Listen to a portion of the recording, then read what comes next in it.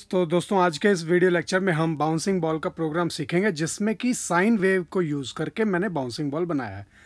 तो देखिए ज़रा इस प्रोग्राम को जो अगर आप करना चाह रहे हैं तो आप इनिट ग्राफ पहले करेंगे, इनिशलाइज कर लेंगे ग्राफिक्स। उसके बाद आपने ये एक वैल्यू लिया है MULT मल्टीप्लायर लिया है जो कि y वैल्यू लेगा, मैक्सिमम कितनी लेगा वो get max x divide by 2 का करके के बाद -100 करके हमने लिया है। बॉल बनाने के लिए येलो कलर लिया है और सॉलिड फिल करेंगे। बाउंस वेरिएबल एक लिया है जिसको 1 रखा है ताकि ये बताएगा कितनी बार बाउंसिंग हो चुकी है। अब देखिए फॉर लूप में मैं x को चलाऊंगा 0 से लेके गेट मैक्स x तक लेके जाऊंगा और इंक्रीमेंट करूंगा। इंक्रीमेंट की वैल्यू शुरुआत में मैं 3 लूंगा और उसके बाद अगर इंक्रीमेंट -1 हो जाता है धीरे धीरे, क्योंकि इंक्रीमेंट कम करेंगे, तो मैं ब्रेक लगाकर इस लूप से बाहर आना चाहता हूँ। अब देखिए y की वैल्यू कैलकुलेट करने के लिए जो मैंने जो इंस्टांस लिया है वो क्या है, y will be given by multiplier by the sine of some curve. अब मल्टीप्लायर जो है वो शुरुआत में जो है वो हम गेट मैक्स x जो है डिवाइड बाय 2 -100 ले रहे हैं। तो y की वैल्यू जो है वो मल्टीप्लायर गुणा करके अब साइन ऑफ थीटा निकालेंगे। साइन ऑफ थीटा जो है क्योंकि रेडियन में लेता है तो मैंने एंगल को रेडियन में कन्वर्जन जो है वो यहाँ लगाया हुआ है। और y वैल्यू जो एक्चुअल यूज़ होगी वो मैक्स जो y वैल्यू है डिवाइड बाय 2 -y कर देंगे, क्योंकि हमें इन्वर्टेड वैल्यू लेनी है जो कि स्क्रीन के हिसाब से इन्वर्टेड वैल्यू आनी चाहिए।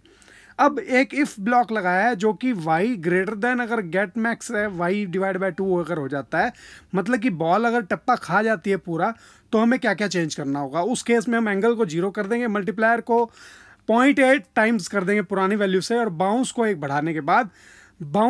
बढ़ाने के बाद हम देखेंगे कि अगर बाउंस की वैल्यू 3 के डिवाइज़र के बराबर है तो हम इंक्रीमेंट को एक कम कर देते हैं ताकि बॉल जो है थोड़ी सी स्पीड अप हो जाए।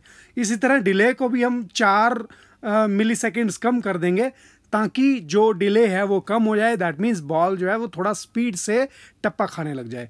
अब देखें अगर बेस ग्राउंड जो है उसको कैसे प्लॉट करना है, वो आपने एक लाइन जो है फंक्शन उसका इस्तेमाल किया, 0 से get max y divide by 2 इस वैल्यू तक लेंगे। हाफ ऑफ द स्क्रीन से चलेगी, लेफ्ट साइड से राइट साइड तक, तो मैक्स x तक जाएगी।